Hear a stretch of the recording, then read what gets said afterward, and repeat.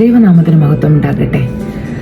സെഫന്യാവ് 3:17 അവിടെ ഇങ്ങനെ പറയുന്നേ, നിന്റെ ദൈവമായ യഹോവ രക്ഷിക്കുന്ന വീരനായി നിന്റെ മധ്യേ ഇരിക്കുന്നു, അവൻ നിന്നിൽ അത്യന്തം സന്തോഷിക്കും. ഈ വചനം ഇവിടെ പറയുന്നത് യെരൂശലേം നിവാസികളോട് ദൈവത്തിന്റെ ആത്മാവ് സംസാരിക്കുന്നതാണ്.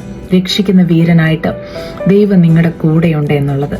പലപ്പോഴും നമ്മുടെ ജീവിതത്തിൽ നമ്മൾ നോക്കുവാണെങ്കിൽ നമ്മൾ പല സാഹചര്യങ്ങൾ നേരിടേണ്ടി വരുമ്പോൾ നമ്മളെ രക്ഷിക്കുവാൻ അല്ലെങ്കിൽ ആ പ്രതിസന്ധി നമ്മളെ കരകയറ്റുവാൻ നമ്മൾ പലപ്പോഴും പല മനുഷ്യരെയാണ് നമ്മുടെ മനസ്സിൽ വിചാരിക്കുക. ഇന്നയാൾ എന്നെ രക്ഷിക്കുമായിരിക്കും, ഇന്നയാൾ എന്നെ ഈ പ്രതിസന്ധിയിൽ നിന്ന് കരകയറ്റാൻ സഹായിക്കുമായിരിക്കും എന്നൊക്കെ നമ്മൾ മനുഷ്യരെയാണ് മനസ്സിൽ വിചാരിക്കുക.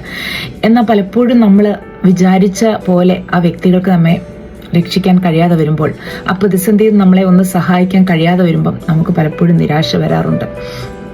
എന്നാൽ ദൈവത്തിന്റെ വചനം വ്യക്തമായിട്ട് നമ്മളോട് ഓരോരുത്തരോട് ഇടപെടുകയാണ്.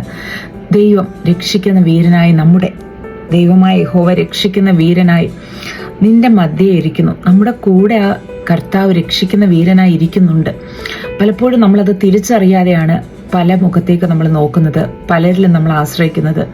എന്നാൽ ദൈവത്തിന്റെ വചനം നമ്മളോട് വ്യക്തമായിട്ട് ഇടപെടും. അങ്ങനെ നിരാശപ്പെട്ടും പ്രയാസപ്പെട്ടിരിക്കുന്ന വ്യക്തികളോട് ദൈവത്തിന്റെ വചനം വ്യക്തമായിട്ട് ഇടപെടുകയാണ്.